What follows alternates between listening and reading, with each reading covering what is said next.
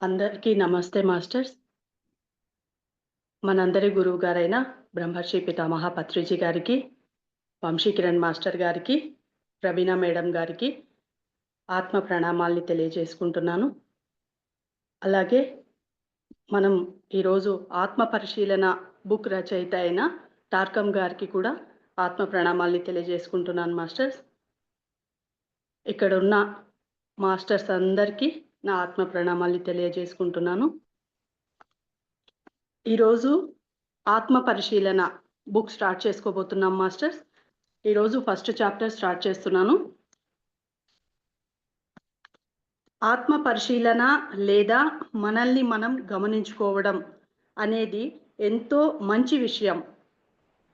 ఎలా గమనించాలి అనేది మీరు నిజంగా నేర్చుకోవడానికి ప్రయత్నిస్తే కనుక మీరు ఇంకా ఎక్కువ ఆరోగ్యాన్ని, ఇంకా ఎక్కువ ఆనందాన్ని, ఇంకా ఎక్కువ విజయాన్ని, ఇంకా ఎక్కువ శ్రేయస్సును, సంపదను పొందుతారు.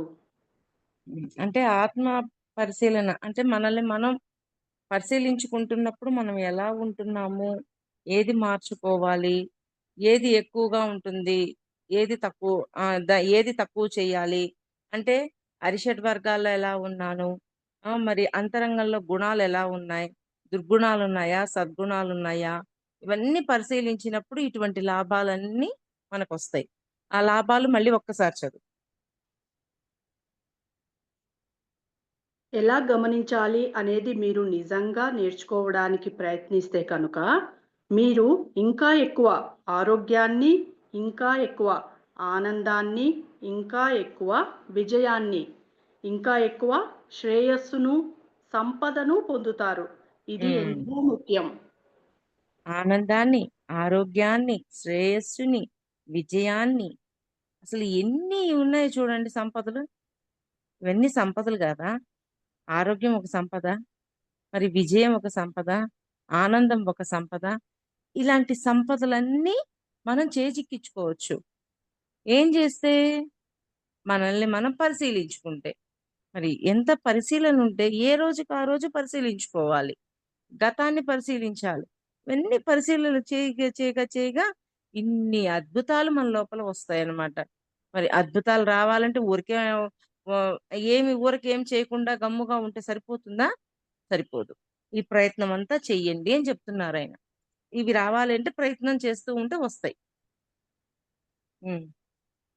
మీరు గమనించే శాస్త్రాన్ని నిజంగా నేర్చుకోవడం మొదలు పెడితే కనుక మీరు ఎలా గమనిస్తారు, ఎంత లోతుగా గమనించగలుగుతారు అనే దాని మీదే మీ జీవితం ఆధారపడి ఉంటుంది అని మీరు తెలుసుకుంటారు.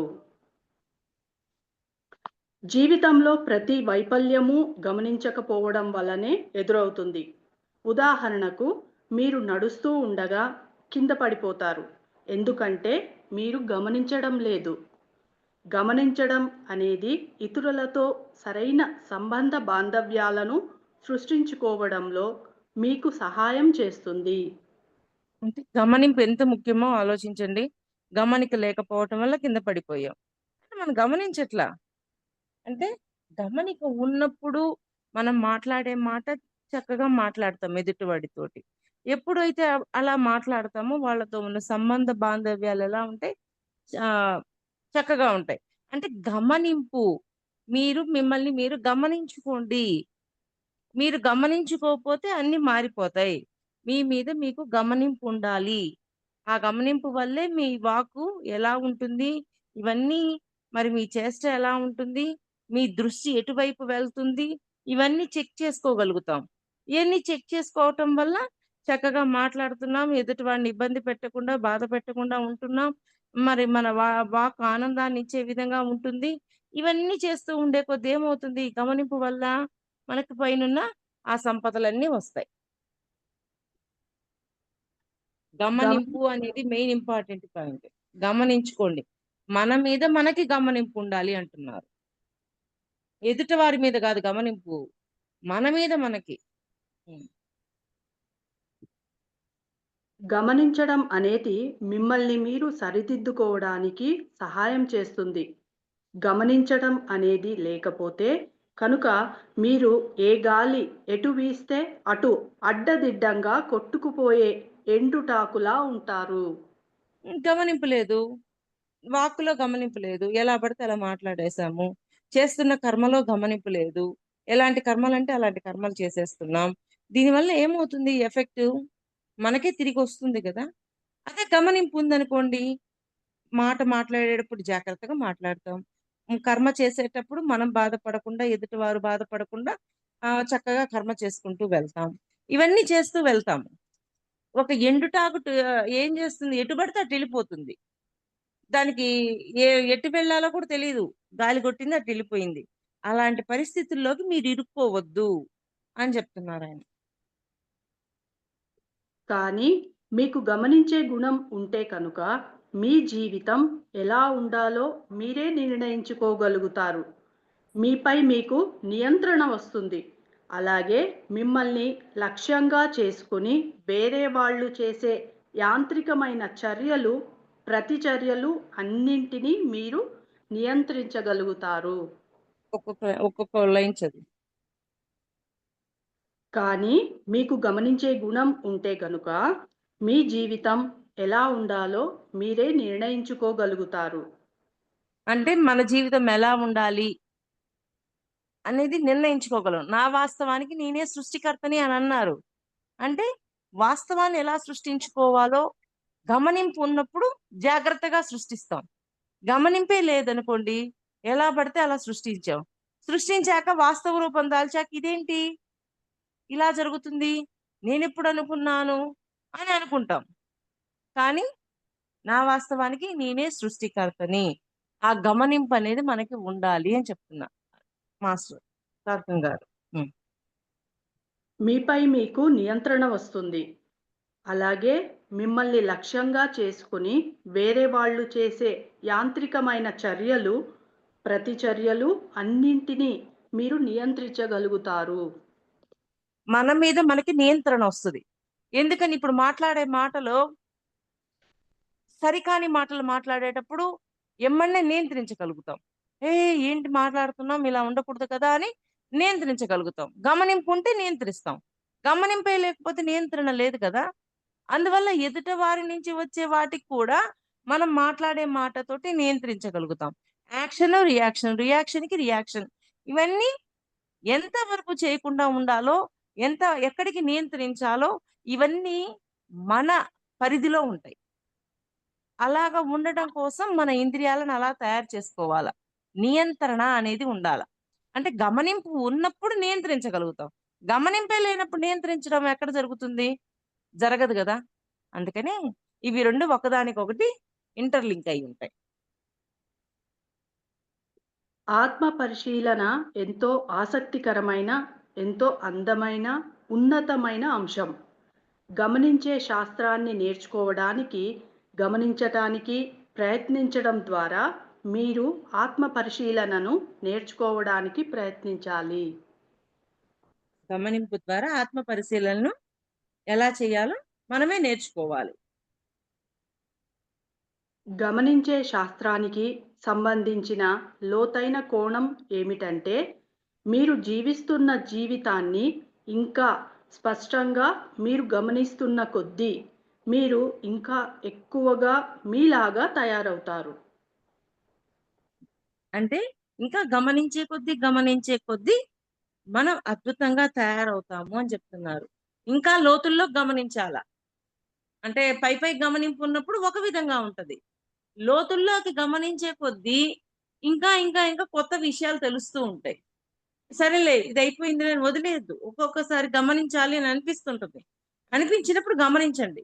గమనించే కొద్దీ ఈరోజు నేను ఒకరి పట్ల ఎమోషన్‌తో మాట్లాడాను. మాట్లాడాక నేను పడుకునేటప్పుడు మళ్ళీ చెక్ చేసుకున్నాను. ఎందుకొచ్చింది ఆ ఎమోషన్? ఆ ఎమోషన్‌కి కారణం ఏంటి? అని కొంత వెనక్కి పోయి చూస్తాను. ఓహ్! వీళ్ళ మీద గతంలో నేను పెట్టిందా? అందువల్ల ఇక్కడ ఎమోషన్ వచ్చిందనేది ఒక కోణం. వేరే వాళ్ళ మీద ఉన్న కోపాన్ని వీళ్ళ మీద చూపిస్తున్నాననేది ఇంకొక కోణం. అలాగా మనల్ని మనం లోతుల్లోకి గమనించే కొద్దీ ఇంకా మనం మార్చుకోగలుగుతాం. మనం తయారైపోతాం అన్నమాట. అందుకని ఎలా ప్రతి ప్రతి మాటకి ఉద్దేశాన్ని గమనించుకోండి. ఏ ఉద్దేశంతో మాట్లాడుతున్నాను? యూనివర్స్ అది కూడా ఆలోచిస్తుంది. ఏ ఉద్దేశంతో మాట్లాడుతుంది తను అని మాట యొక్క ఉద్దేశాన్ని గమనిస్తది. యూనివర్స్ గమనిస్తుంది అంటే మన మాట మీద మనకి గమనింపు ఉండాలి గదా! ఉద్దేశం ఏంటి? ఏ ఉద్దేశంతో నేనిక్కడ ప్రవర్తిస్తున్నాను ఇలాగా అని మనల్ని మనం ఎప్పుడూ చెక్ చేసుకోవాలి. హ్మ్. ఎలా గమనించాలో తెలియని వ్యక్తి అన్నింటితోనూ మమేకమైపోతాడు. గమనించడం అనేది మీకు, మీరు గమనించే వస్తువుకు మధ్య దూరాన్ని సృష్టిస్తుంది. మళ్ళీ చదవండి. ఎలా గమనించాలో తెలియని వ్యక్తి అన్నింటితోనూ మమేకమైపోతాడు. హ్మ్. గమనించడం మమేకమైపోతాడు తర్వాత చదువు. గమనించడం అనేది మీకు, మీరు గమనించే వస్తువుకు మధ్య దూరాన్ని సృష్టిస్తుంది. హ్మ్. తర్వాత చదువు. మీరు ఎంత ఎక్కువగా గమనిస్తే, అంత ఎక్కువ దూరాన్ని సృష్టిస్తారు. చదువు కొంచెం. ఒక 4 పాయింట్లు. మీరు ఎంత ఎక్కువ దూరాన్ని సృష్టిస్తే, మీరు గమనిస్తున్న వస్తువుపై మీకు అంత ఎక్కువ నియంత్రణ ఉంటుంది. హ్మ్. అంటే నియంత్రణ ఉండాలి అంటే ఏం చెయ్యాలి అని మనం ఇప్పుడు గమనిస్తూ ఉండే కొద్దీ ఆ వస్తువు పట్ల నియంత్రణ వస్తుంది. దూరం అవుతుంది. డిస్టెన్స్ పెరుగుతుంది. అంటే ఇక్కడ డిస్టెన్స్ అంటే వస్తువుకి, మనకి మధ్యలో చెప్తున్నారు. ఇప్పుడు మనం మాట్లాడే మాట పట్ల మనము గమనిస్తూ ఉన్నాం. గమనిస్తూ ఉండే కొద్దీ ఆ మాటకి, మనకి మధ్య డిస్టెన్స్ వస్తది. అంటే ఒకరిని విమర్శిస్తూ మాట్లాడాము అనుకోండి, మనం గమనించామనుకోండి, ఆ విమర్శకి, మనకి మధ్య డిస్టెన్స్ వస్తది. ఆ డిస్టెన్స్ తోటి ఆ విమర్శ చెయ్యకూడదు అని దూరం అయిపోతాం. అలాగా ఇంకొక ఇంకొక ఉపయోగం ఏంటి? ఈ గమనింపు వల్ల ఈ విధంగా కూడా జరుగుతుంది అని టార్కం గారు ఒక క్లారిటీ ఇస్తున్నారు మనకి. మీరు ఎంత ఎక్కువ దూరాన్ని సృష్టిస్తే, మీరు గమనిస్తున్న వస్తువుపై మీకు అంత ఎక్కువ నియంత్రణ ఉంటుంది. మీకు కొన్ని వస్తువులు, అంశాలపై నియంత్రణ లేకపోతే కనుక మీరు వాటికి బానిస అయిపోతారు. హ్మ్. నియంత్రణ లేకపోతే వాటికి బానిసైపోతాం.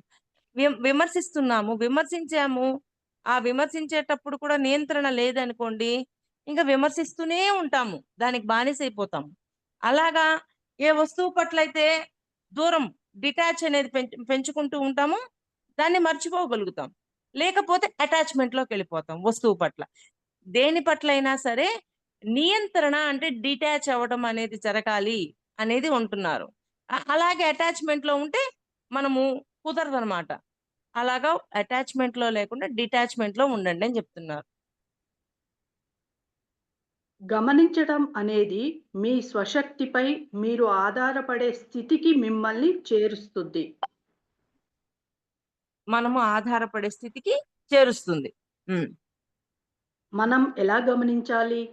మొదట ఏ మొదట చేయాల్సినది ఏమిటంటే, మీ ప్రవర్తనను గమనించాలి. ఏ హ్మ్. మాత్రం విమర్శించకుండా వాటిని గమనించాలి. హ్మ్. నేనేదో ఊరికే విమర్శ అని చెప్పాను. ఆయన విమర్శ చెప్పారా?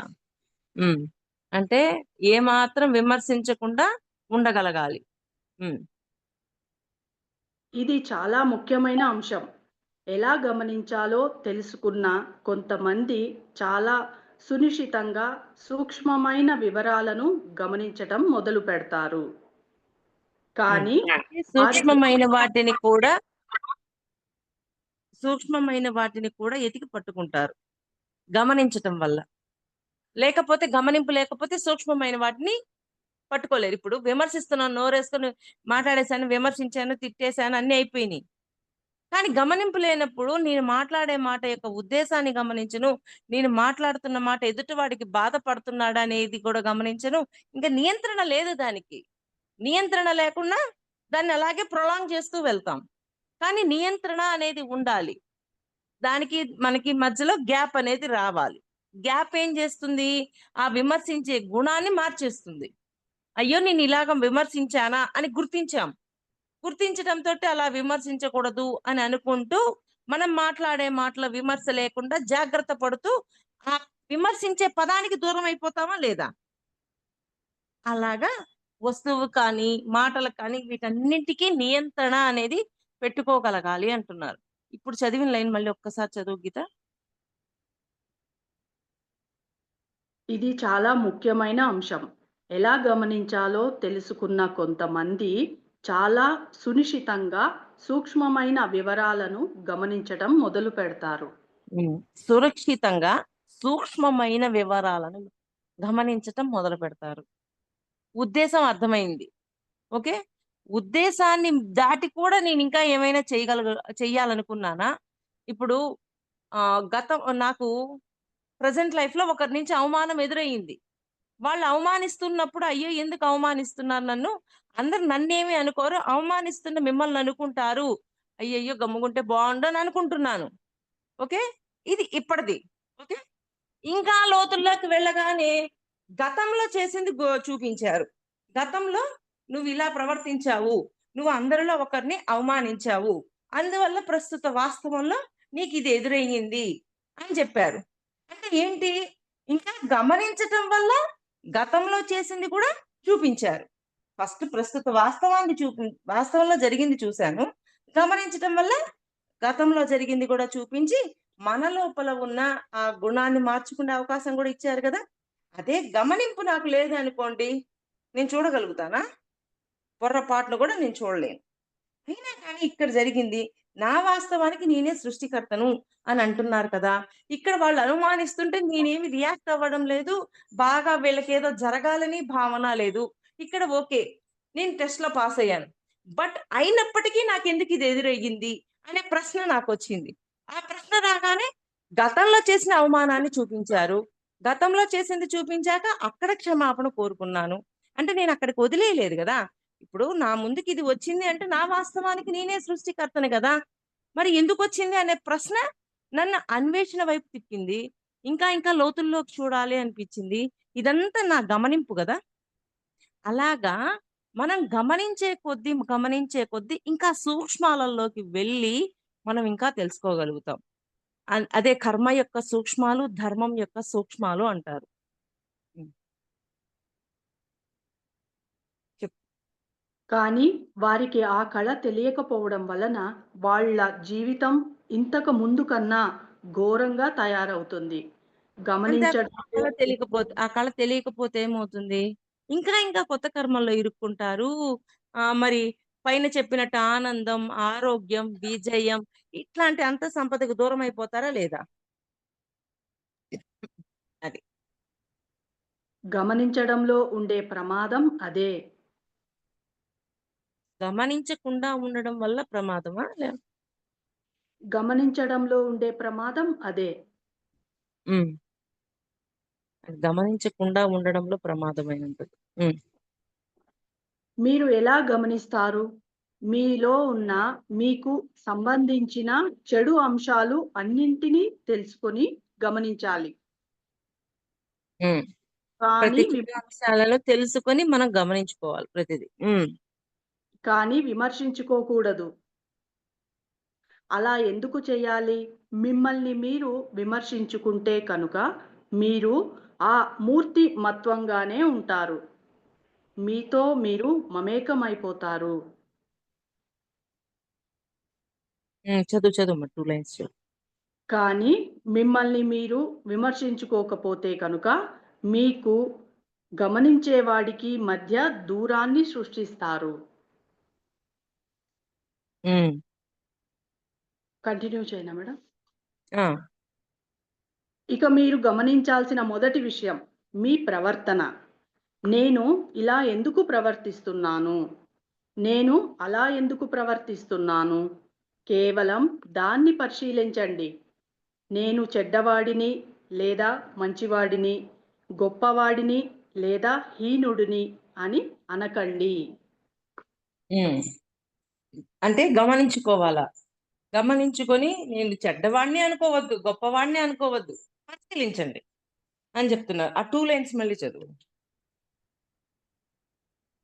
ఇక మీరు గమనించాల్సిన మొదటి విషయం మీ ప్రవర్తన. నేను ఇలా ఎందుకు ప్రవర్తిస్తున్నాను? నేను అలా ఎందుకు ప్రవర్తిస్తున్నాను? కేవలం దాన్ని పరిశీలించండి.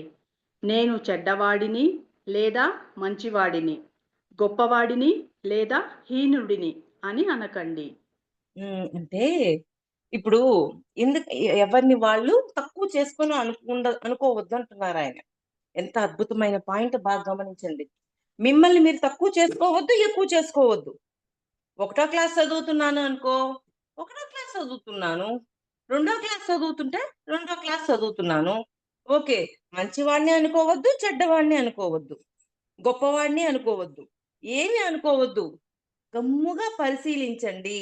ఆ రోజు ఎలా ఉన్నాను, ఈ రోజు ఎలా ఉన్నాను అనేది పరిశీలించుకోండి అని చెప్తున్నారు. అంతకు మించి ఎక్కువ చెయ్యొద్దు మీరు. నేను గొప్పవాడిని, నేను అల్పుణ్ణి, ఇవన్నీ కూడా వద్దంటాడు. అంటే బాబా అంటారు చూడండి, గురువుకి శిష్యుడికి మధ్య ఒక సన్నటి దారపు పోగు అంటారు. ఆ దారపు పోగు ఏందంటే ఇదే. నేను చెడ్డోడిని, నేను మంచోడిని, నేను గొప్పోడిని, నేను తక్కువోడిని, ఈ భావాలన్నిటిని కూడా దాటేయండి మీరు అని చెప్తున్నారాయన. మీరు ఏమిటి అనేది ముఖ్యం కాదు. ఎందుకంటే నిజంగానే మీరు గొప్పవారు. కానీ మీ అలవాట్లు, అపోహలు, భ్రమలు, ద్వేషాలు, అసూయలు మొదలైన వాటితో మీరు మమేకమైపోయి ఉండడం వలన మీరు హీనంగా ఉన్నారు. నిదానంగా 2 పాయింట్స్ చదువు. మీరు ఏమిటి అనేది ముఖ్యం కాదు. ఎందుకంటే నిజంగానే మీరు గొప్పవారు. కానీ మీ అలవాట్లు, అపోహలు, భ్రమలు, ద్వేషాలు, అసూయలు మొదలైన వాటితో మీరు మమేకమై ఉండటం వలన మీరు హీనంగా ఉన్నారు. మొదలగు వాటితో మమేకమై ఉండటం వల్ల హీనంగా ఉన్నారు. అంటే గొప్పవారు అనుకోవద్దు. అంటే 1వ క్లాస్ చదివేవాడు గొప్పవాడు డిగ్రీ చదివేవాడు గొప్పవాడు అన్నప్పుడు 1వ క్లాస్ చదివేవాడు తక్కువ. ఎవరు ఎక్కువ కాదు, ఎవరు తక్కువ కాదు. డిగ్రీ చదివేవాడు 1వ క్లాస్ చదివే కదా డిగ్రీకెళ్ళాడు. ఒకటి చదవకుండా ఏం డిగ్రీకెళ్ళాలా? 10th చదివాడు, అన్నీ చదివాడు కాబట్టి డిగ్రీకెళ్ళాడు. అంటే ఒకటి చదివిన వాడు ఏదో ఒక రోజు డిగ్రీకెళ్తాడు. డిగ్రీ చదివిన వాడు 1వ తరగతి చదివి డిగ్రీకొచ్చాడు. అంటే వీడు 1వ తరగతి చదువుతున్నాడు, వీడు చీపు, వీడిలా ఉన్నాడు అనడానికి లేదు. అంటే ఏంటి? కొంతమందిలో అసూయ చూస్తాం, ఈర్ష్య చూస్తాం, ద్వేషం చూస్తాం, కోపం చూస్తాం. ఇవన్నీ చూస్తున్నప్పుడు ఏంది వీళ్ళు ఇలా ఉన్నారు అని అనుకోవడానికి లేదు. ఎందుకని? మనము గతంలో అలాగే ఉండి, అజ్ఞానంలో ఉండి, ఆ గుణాలలో ఉండి, వాటి యొక్క ఎఫెక్ట్ తిన్నాక, ఓహ్! దీని యొక్క ప్రభావము మనకి చాలా పెయిన్ ఇస్తుంది అని అర్థమయ్యాక మనం దాన్ని దాటాం. అలాగే ఈర్ష్య, ద్వేషం, కోపంలో ఉన్నవాడిని చూసినప్పుడు, ఓహ్! వీడు కూడా ఏదో ఒక రోజు దాటతాడు అనుకోవాలే తప్ప, వీడికి ఈర్ష్య, వీడికి ద్వేషం, వీడికి అసూయుంది, వీడు అట్టాంటోడు, వీడు ఇట్టాంటోడు అని జడ్జ్ చేయడానికి లేదు. No judgement. ఓకేనా? ఆ మాట పత్రి సార్ ఏం చెప్తారు? No judgement. అంటే జడ్జి చేయకూడదు. ఎందుకంటే ఈరోజు వాడికి తెలీదు. అజ్ఞానంలో ఉన్నాడు. మనం గూడా ఆ మెట్టు ఎక్కొచ్చినోళ్ళమే. మనమేమి మామూలోళ్ళమేం గాదు. మనకి ఆ అజ్ఞానంలో ఉన్నప్పుడు దాని యొక్క దెబ్బ తగిలి, ఆ పెయిన్ అనుభవించి, ఓహ్! ఇది పెయిన్ ఇస్తుంది అని తెలిసి దాన్ని మార్చుకున్నాం. వాడికింకా ఆ దెబ్బ తగల్లా. తగిలితే వాడికి కూడా పెయినొచ్చినప్పుడు, అయ్యో! నేను ఎదుటోడికి పెయిన్ ఇచ్చానా? నేను పెయిన్ అనుభవిస్తున్నానా? అనేది వచ్చి వాడు గూడా మార్చుకుంటాడు. కానీ అంతటిదాకా మనము ఓపికగా చూడాల. అక్కడ కూడా గమనింపుండాల. ఓహ్! ఈరోజు ఇలా ఉన్నారా? రేపటికెప్పటికైనా మారిపోతారు. అది. వాటిలో కలిసిపోయి మిమ్మల్ని మీరు కోల్పోయారు. మీరు అంటే ఇక్కడ గొప్పవాడు, తక్కువవాడు ఈ మాటలు కూడా అసలు ఏం వద్దు. మిమ్మల్ని గమనిస్తూ ముందుకెళ్ళండి అంటున్నాడాయన. ఆ లైన్ మళ్ళీ చదువమ్మా గీత. నిజంగానే మీరు గొప్పవారు. కానీ మీ అలవాట్లు, అపోహలు, భ్రమలు, ద్వేషాలు, అసూయలు మొదలైన వాటితో మీరు మమేకమైపోయి ఉండడం వలన మీరు హీనంగా ఉన్నారు. అంటే వాటితో మమేకమైపోయి ఉన్నాం. వాటితో కలిసి ఉండిపోయి ఉన్నాం. అందువల్ల మీరు అలా కనిపిస్తున్నారు. అవి గాని మీ నుంచి విడివడిపోయినాయి అంటే మీరేం లేదు. మీరు మామూలుగా ఉంటారు. హ్మ్. వాటిలో కలిసిపోయి మిమ్మల్ని మీరు కోల్పోయారు. అంతే. మీరు ఆ గుర్తింపు నుంచి విడివడి మీరు ఎలా ప్రవర్తిస్తున్నారు, ఎలా వ్యవహరిస్తున్నారు అనే దానికి మీకు మధ్య దూరాన్ని సృష్టిస్తే కనుక, మీరు నెమ్మదిగా ఆ దూరాన్ని పెంచి మిమ్మల్ని మీరు పరిశీలించగలుగుతారు. మళ్ళీ ఒక్కసారి చదువురాలైనా. మీరు ఆ గుర్తింపు నుంచి విడవడి, మీరు ఎలా ప్రవర్తిస్తున్నారు, ఎలా వ్యవహరిస్తున్నారు అనే దానికి మీకు మధ్య దూరాన్ని సృష్టిస్తే కనుక, మీరు నెమ్మదిగా ఆ దూరాన్ని పెంచి, మిమ్మల్ని మీరు పరిశీలించగలుగుతారు. అంటే వీటన్నిటిని వదిలేయండి. మంచోడు, చెడ్డోడు, గొప్పోడు, తక్కువోడు ఇవన్నీ వదిలేసేసి మిమ్మల్ని మీరు గమనించుకోండి. మిమ్మల్ని మీరు ఎప్పుడైతే ఇప్పుడు ఎదుటోడు నన్ను నిందించాడు, వాడు విమర్శించాడు బాధలోకెళ్ళిపోతున్నాం. బాధలోకెళ్ళిపోవటం వల్ల ఏమైంది? మన మీద మనకి గమనింపు లేదు. సరిచేసుకోలేకపోతున్నాము. ఇయన్నీ పోతున్నాయి గదా! అందుకని కృష్ణుడు నేను, నాది అనేది వదలండి అంటాడు. అది ఇప్పుడు తార్కం గారు ఏం చెప్తున్నారు అదే ఇక్కడ గూడా. కృష్ణుడు ఏదైతే చెప్తున్నారో ఆయన కూడా అదే చెప్తున్నారు. నేను, నాది అనేది వదలండి అంటున్నాడు. అంటే వాడు విమర్శిస్తాడు, తిడతాడు, ఏమైనా చేస్తాడు. కానీ వదిలేయండి. వదిలేసి మిమ్మల్ని మీరు గమనించుకోవటం మర్చిపోవద్దు. ఆ నేను, నాదిలో ఉన్నప్పుడు బాధలోకెళ్ళిపోతాం. బాధలోకెళ్ళిపోయి గమనించుకొని మనం ఇంకా ముందుకు వెళ్ళాల్సిన ప్రయాణాన్ని అక్కడికి ఆపేస్తూ ఉంటాం. అందుకని గమనింపు వల్ల అక్కడ ఏం మార్చాలి, ఏం చెయ్యాలి అనేది గమనించుకొని ముందుకు వెళ్ళిపోతూ ఉంటాం. అందుకని మంచివాడు, చెడ్డవాడు, గొప్పవాడు, తక్కువైన వాడు ఈ భావాలన్నింటినీ వదిలేయండి. వాటితో మీరు మమేకమై ఉన్నారు. ఆ మమేకమైన వాటిని పక్కన పెట్టేయండి. అప్పుడు మీరేంటో మీకు గమనింపొస్తది అంటున్నాడాయన. ఎంత అద్భుతంగా చెప్పారో చూడండి టార్కం గారు. ఇది తీవ్రమైన ఆశ్చర్యానికి గురి చేస్తుంది. కొంతమంది వాళ్ళతో వాళ్ళు నిల విడదీయలేనంత బలంగా అతుక్కుపోయి ఉంటారు. వాళ్ళ అలవాట్లు, మూర్ఖత్వాల నుంచి విడిగా ఉండి నిన్ను నువ్వు చూసుకో అని చెప్పడం చాలా కష్టం. ఆ లైన్ మళ్ళీ చదవమ్మా గీత. ఎంత ఇది కష్టమైన పనో చూడండి. బాగా టార్కం గారు అద్భుతంగా చెప్పారు.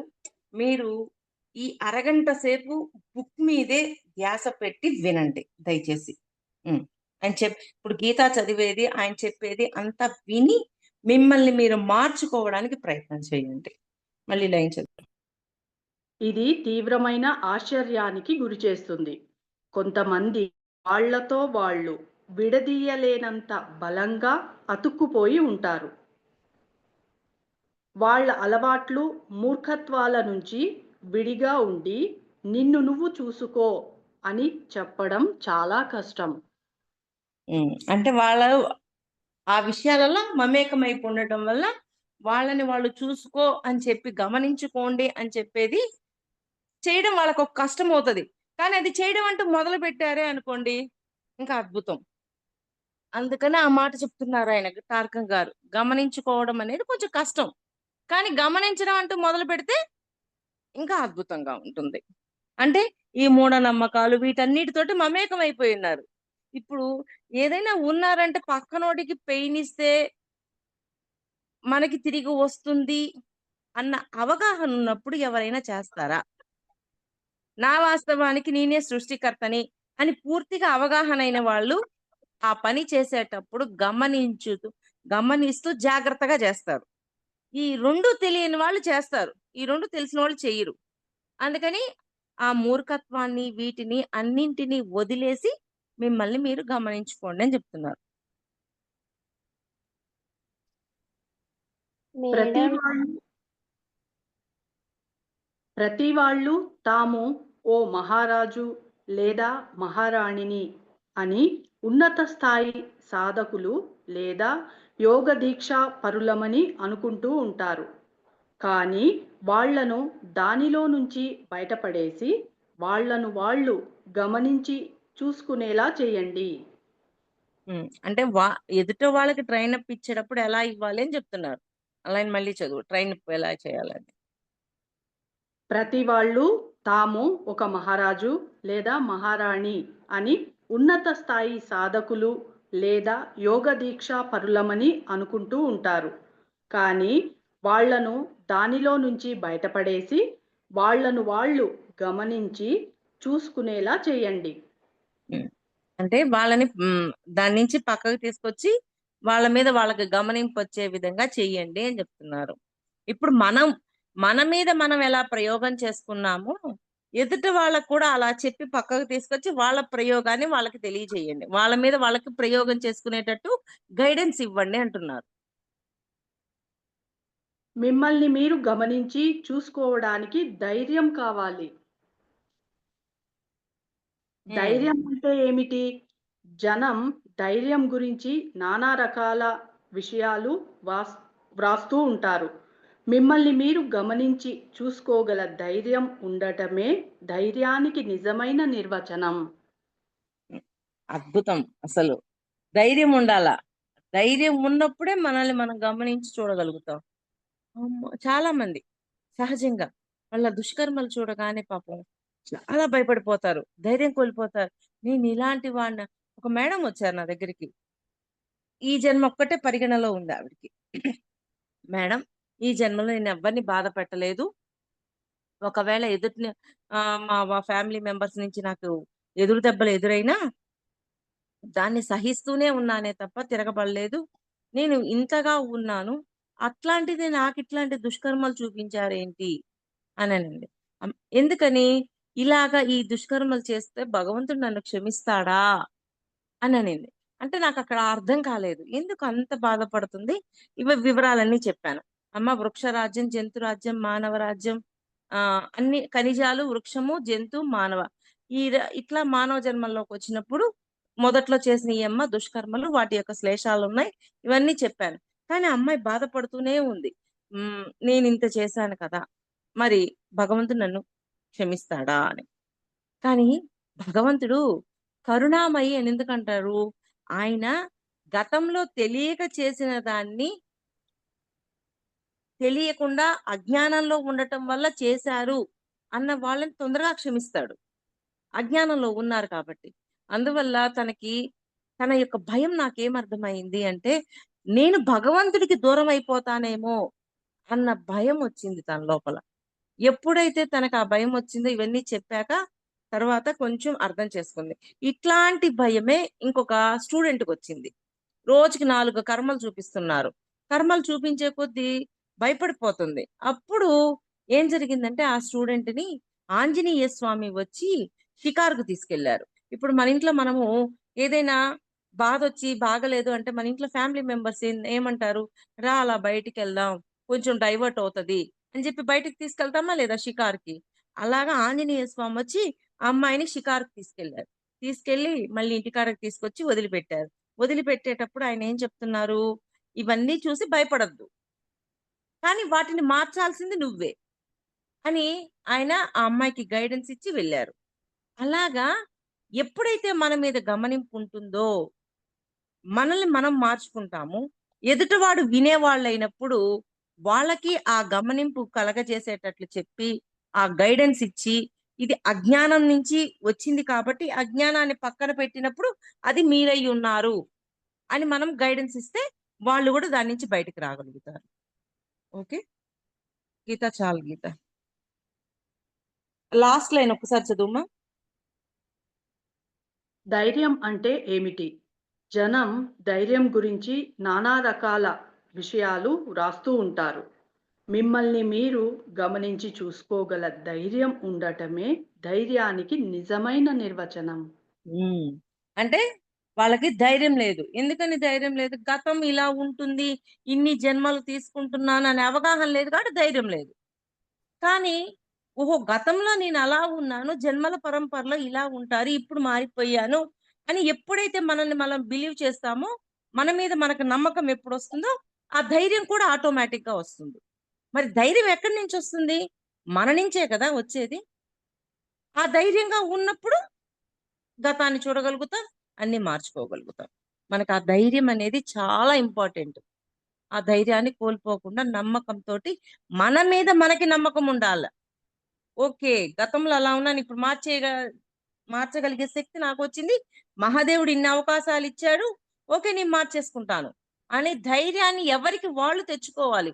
ఇప్పుడు మాస్టర్స్ ఎన్ని చెప్పినా సరే, దాన్ని ఆచరించడం ద్వారా మనకి ధైర్యం వస్తదే తప్ప, వాళ్ళది విన్నందువల్ల ధైర్యం రాదు.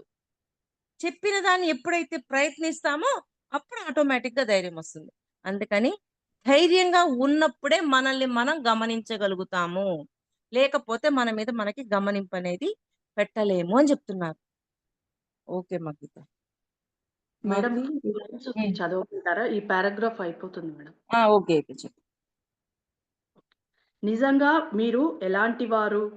మనల్ని గురించిన అజ్ఞానంలోనే మనం నిద్రపోతూ ఉంటాము.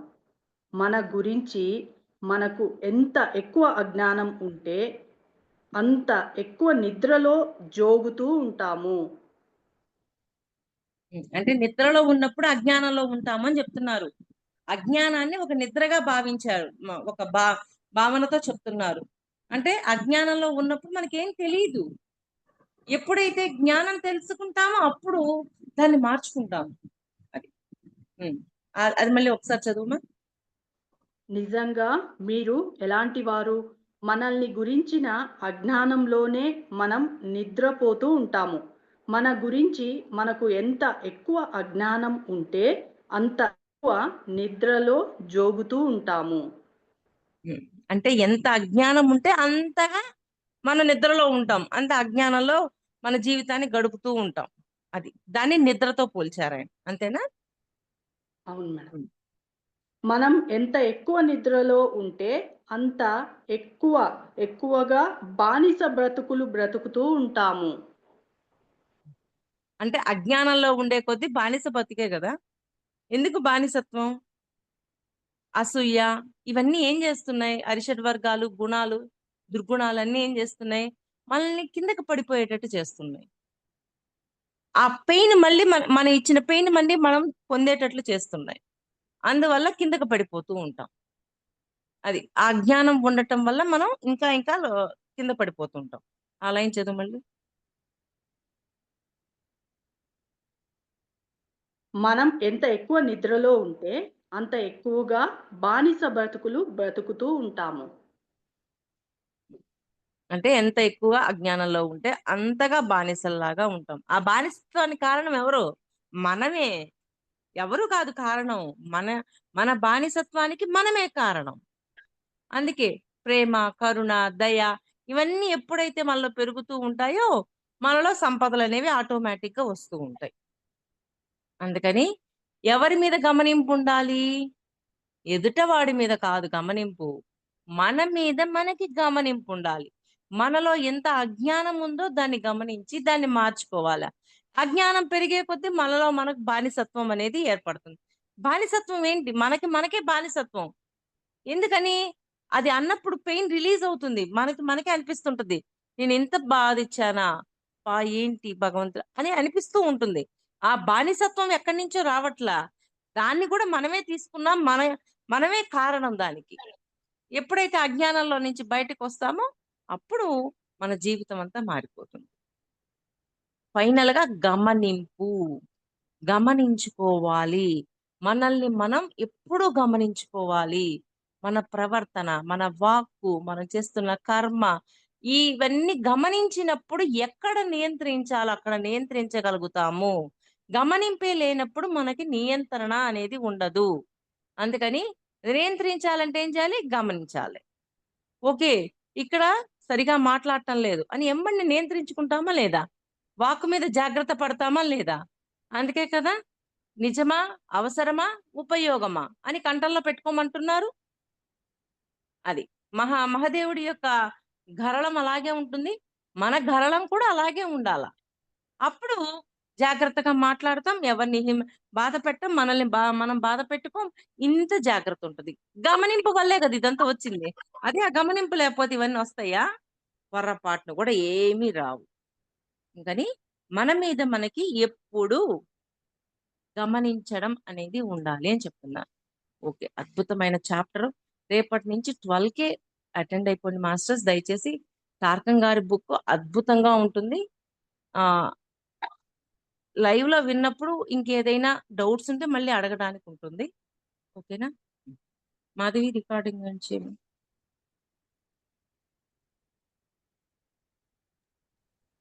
మేడం